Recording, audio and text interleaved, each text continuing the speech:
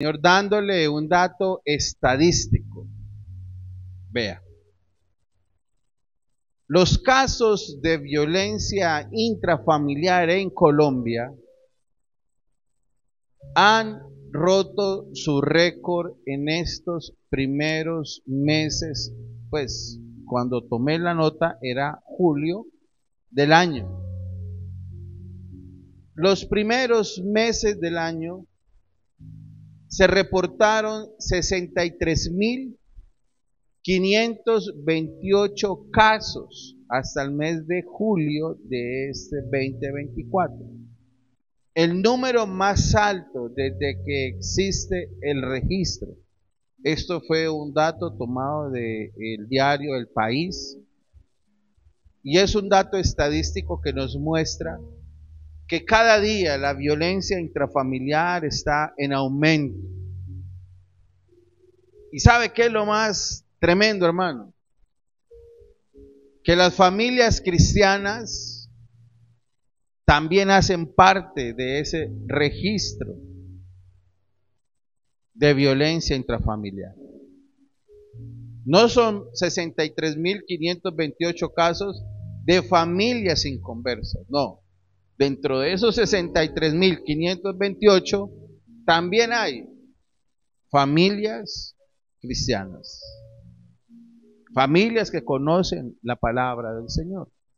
Por eso titulé este mensaje: la ira puede destruir una familia. La ira puede destruir una familia. Y quiero que me acompañe allí a la palabra, al libro del apóstol San Mateo, capítulo 5, versículo 21. Mateo capítulo 5, verso 21 en adelante. Dice la palabra: oísteis que fue dicho a los antiguos, no matarás, y cualquiera que matare será culpable de juicio. Pero yo os digo que cualquiera que se enoje, cualquiera que se enoje contra su hermano, será culpable de juicio. Y cualquiera que diga necio a su hermano, será culpable ante el concilio. Y cualquiera que le diga fatuo quedará expuesto al infierno de fuego. Por tanto, escúcheme bien, amados, pongámosle atención a esta palabra, versículo 23. Por tanto, si traes tu ofrenda al altar y allí, se acordó de que tu hermano tiene algo contra ti, versículo 24, deja allí tu ofrenda delante del altar. No dice que no dé la ofrenda. Dice, deja allí la ofrenda delante del altar y anda. Y siga peleando. ¿Qué dice?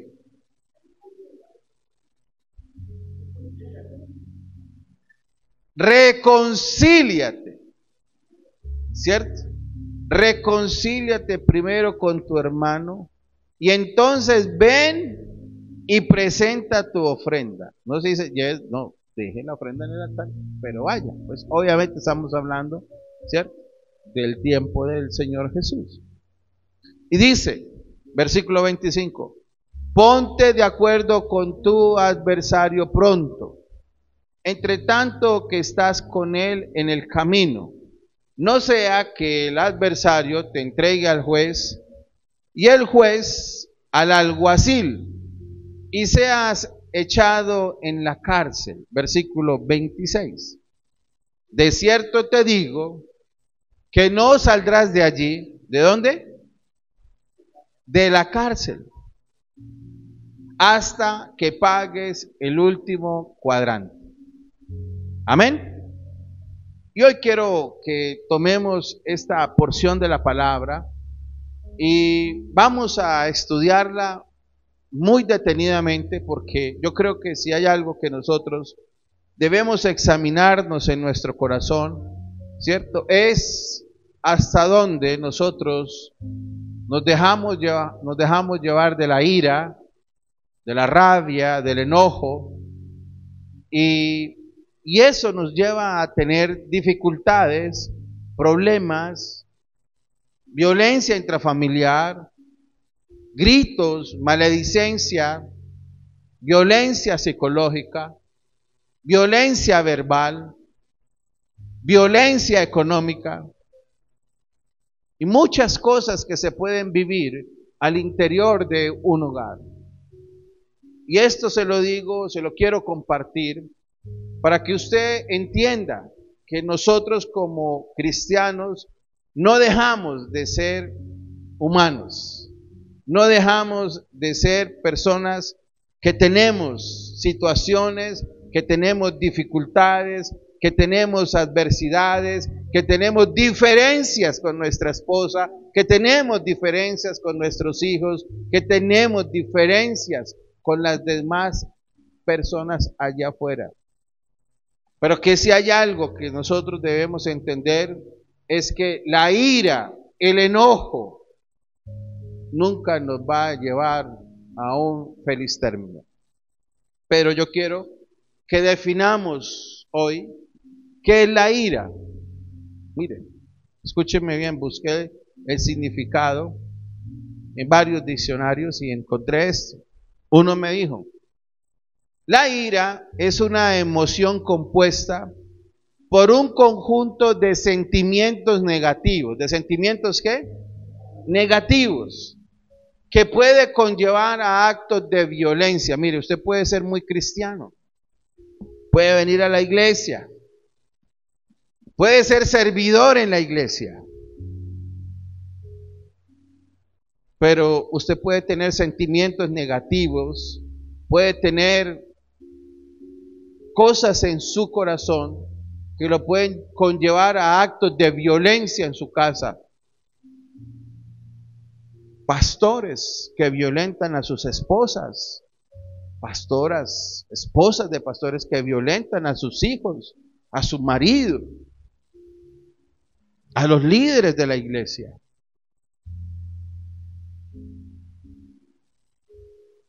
Hogares que sirven al Señor en la iglesia, pero que en la casa son una batalla campal de pelea y discusiones. Entonces mire que no estamos muy lejos de la realidad de lo que estamos compartiendo hoy en este tiempo de servicio. ¿Qué es la ira? La ira también trae deseo de venganza. La ira es una emoción que se expresa a través del resentimiento y la irritabilidad. Esas personas que a toda hora vienen de la casa, pero vienen como picados de alacrán, irritables, de mal genio, peleando con la esposa en el camino, pero llegan a la iglesia y apenas pasan la iglesia, ¡pum!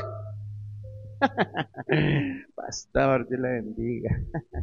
Feliz, aleluya, gloria a Dios en victoria. Pero hacía 5 minutos con la esposa. O la esposa con los hijos. Entonces mire cómo nosotros de alguna manera debemos entender que como seres humanos debemos tener cuidado con la ira, con el enojo. La palabra del Señor nos enseña que dejarnos dominar por la ira puede llevarnos a cometer locuras, a herir a personas, a cometer muchos pecados. La ira nos puede llevar a hacer cosas que no agradan a Dios.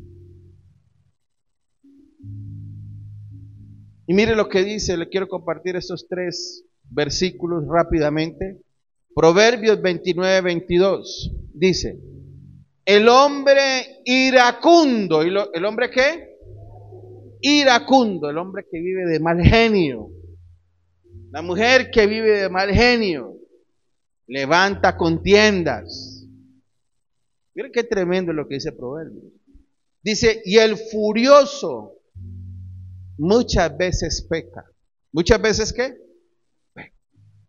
O sea que la persona que vive en contiendas y vive atado a la ira es una persona que vive en pecado. ¿Por qué? Porque todo lo que hace lo lleva a pecar.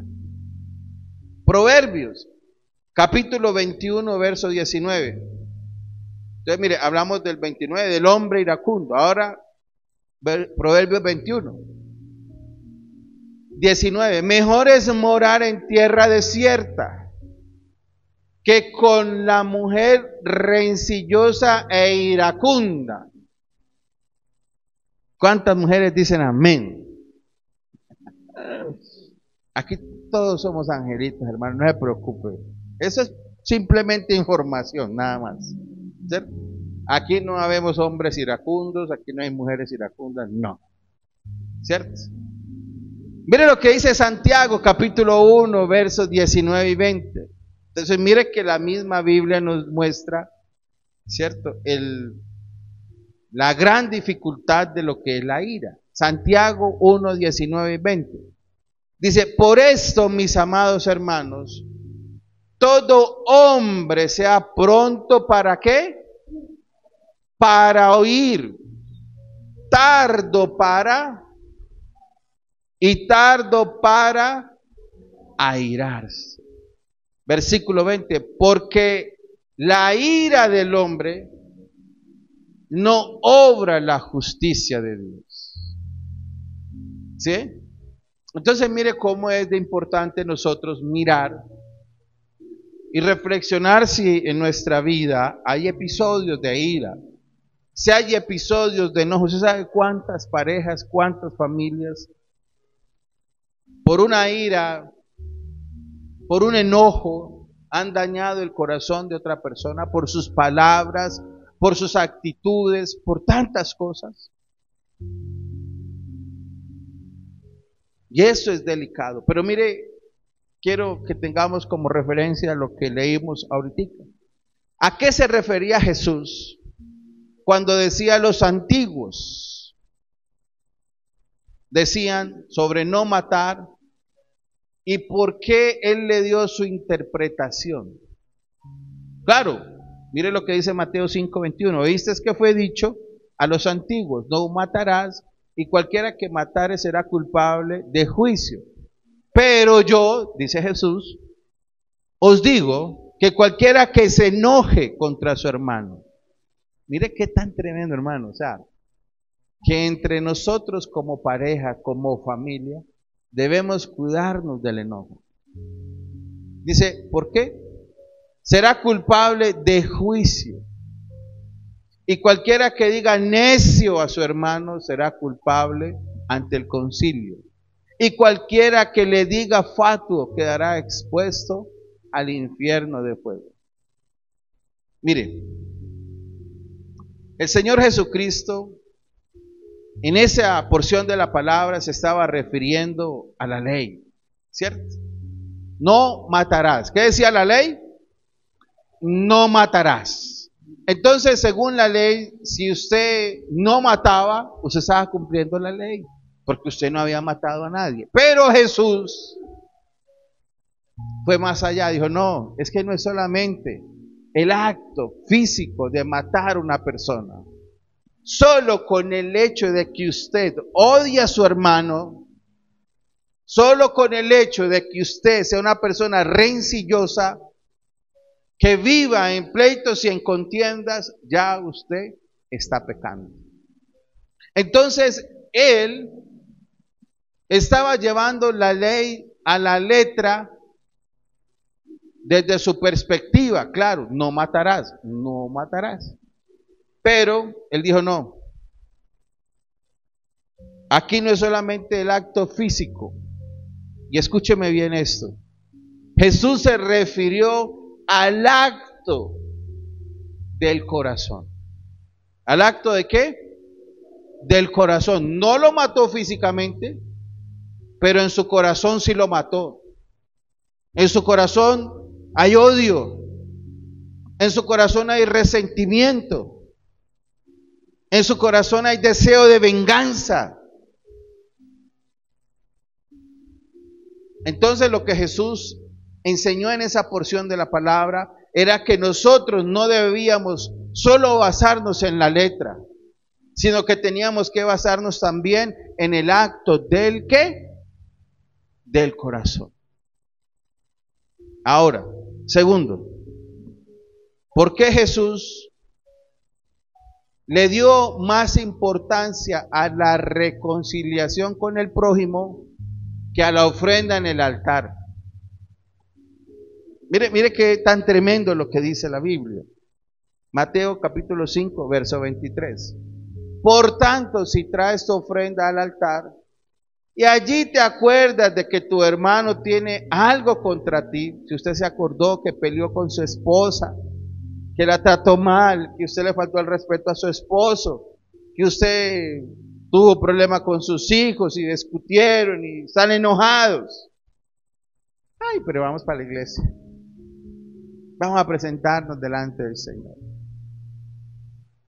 Y estoy hablando en código familiar para hacerlo más cercano.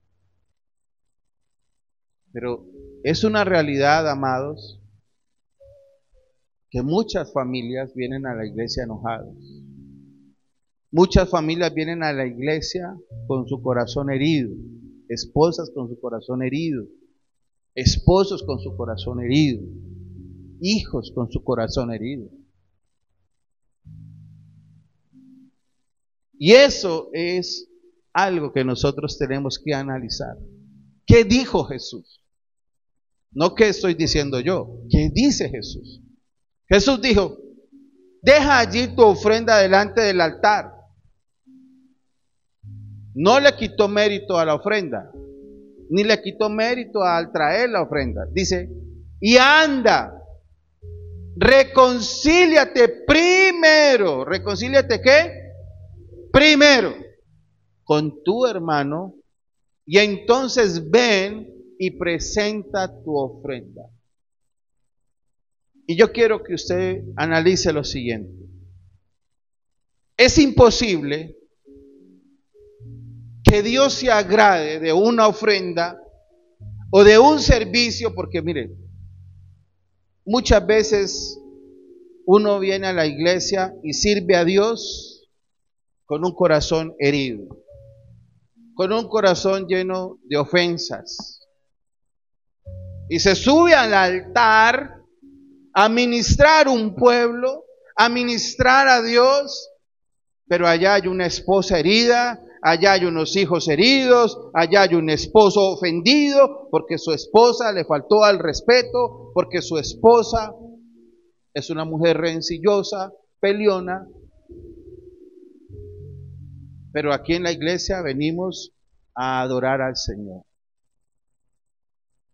Entonces es imposible que podamos dar un servicio agradable a Dios o dar una ofrenda agradable a Dios si estamos enemistados aún con nuestra propia familia. Y estoy hablando, vuelvo y repito, con los cercanos. ¿Qué diremos con los de afuera? Entonces, mire que es importante que nosotros entendamos esto, amados. Y es que el Señor necesita que nosotros sirvamos de la manera correcta, que le agrademos a Él de la manera correcta, que no vengamos a la iglesia de cualquier forma, que no subamos al altar de cualquier forma, sino que vengamos con un corazón realmente agradable a Dios. ¿Cuántos dicen amén a esto? Primera carta del apóstol Juan dice, capítulo 3, verso 15. Dice, todo aquel, no dice algunos, Dice, todo aquel que aborrece a su hermano, primera carta de Juan, capítulo 3, verso 15. Todo aquel que aborrece a su hermano, quiero que usted lo lea en la pantalla. Escúcheme bien. ¿Es qué?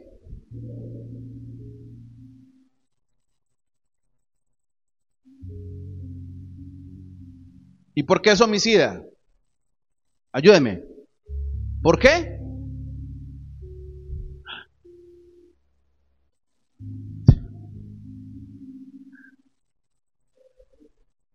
¿Por qué es homicida? Porque aborrece a su hermano. Pero no estoy hablando del hermano de sangre, aunque también aplica para los hermanos de sangre. Ahora, ¿cuánto más cuando en nuestra propia familia hay pleitos y contiendas? Todo aquel que aborrece a su hermano es homicida. Y sabéis que ningún homicida, ¿ningún qué? Tiene vida eterna permanentemente en él. Entonces mira hasta dónde va la ira, hasta dónde va el enojo, hasta dónde nos puede llevar un corazón herido y resentido. Porque es que realmente eso es lo que tenemos que analizar. ¿Cómo estamos de puertas para adentro? ¿Cómo vive nuestra familia? ¿Cómo estamos con nuestros hijos, con nuestra esposa, con tu esposo, con tus padres?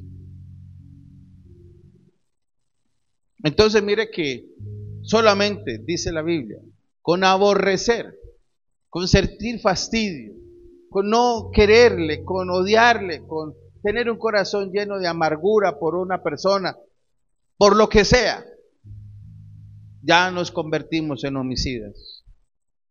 Ahora mire, ¿a qué se refiere Jesús cuando dice que si no nos ponemos de acuerdo pronto con nuestro adversario seremos echados en la cárcel? Mateo capítulo 5, versos 25 y 26. 3 puntos importantes de esa porción de la palabra. Porque el Señor dice que debemos ponernos de acuerdo con nuestro adversario, o si no seremos echados en la cárcel.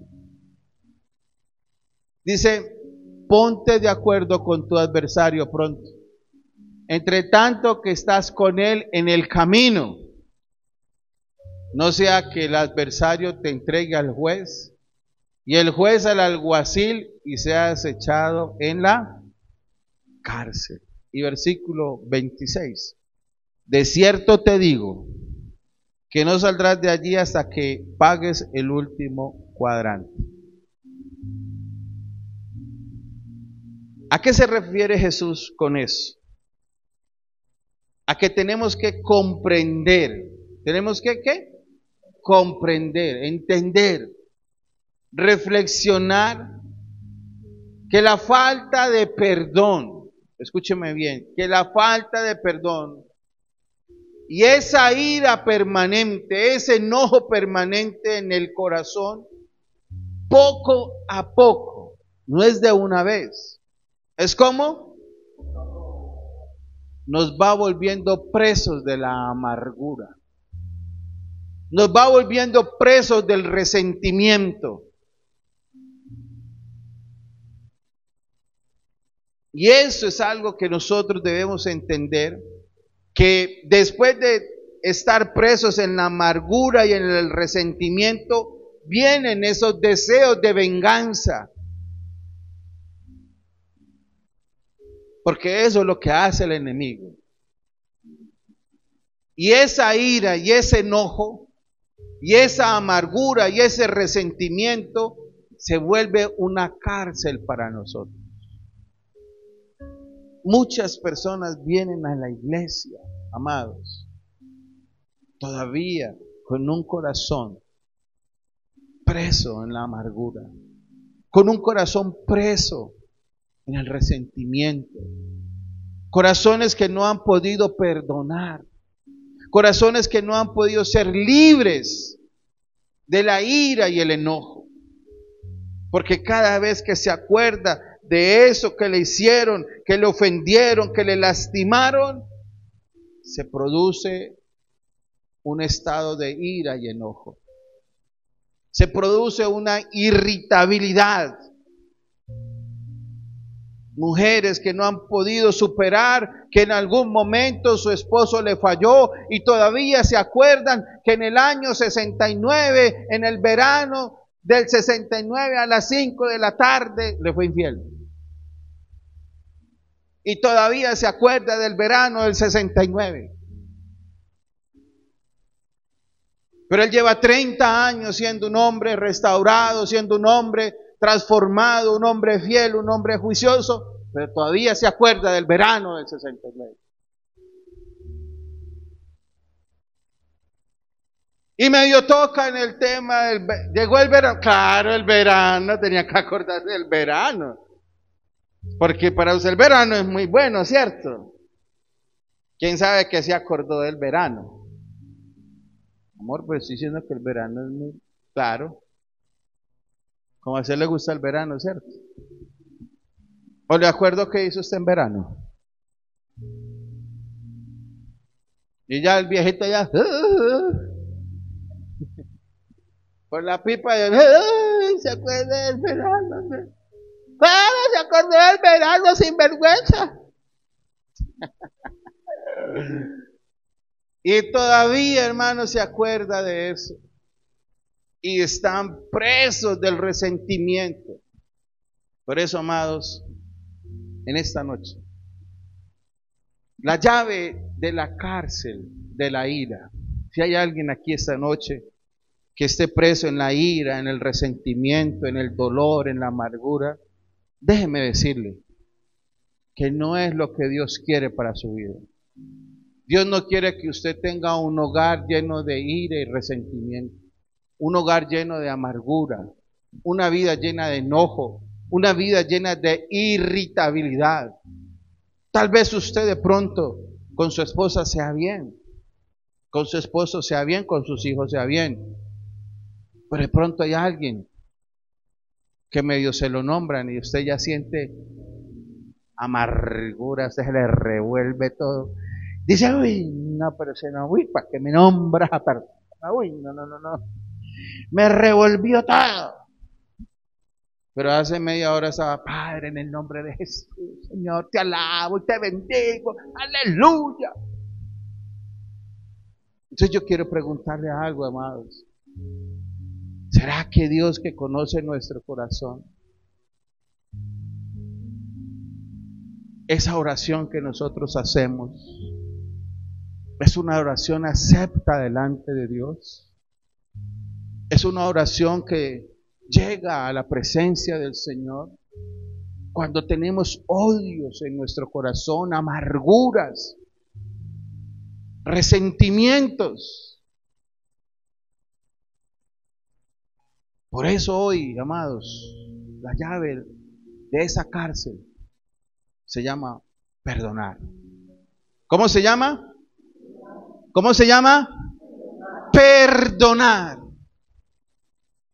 Y perdonar significa soltar esa amargura, soltar ese enojo, soltar esa ira, soltar ese resentimiento, soltar eso que lo lleva a usted tantos años carcomiendo por no perdonar.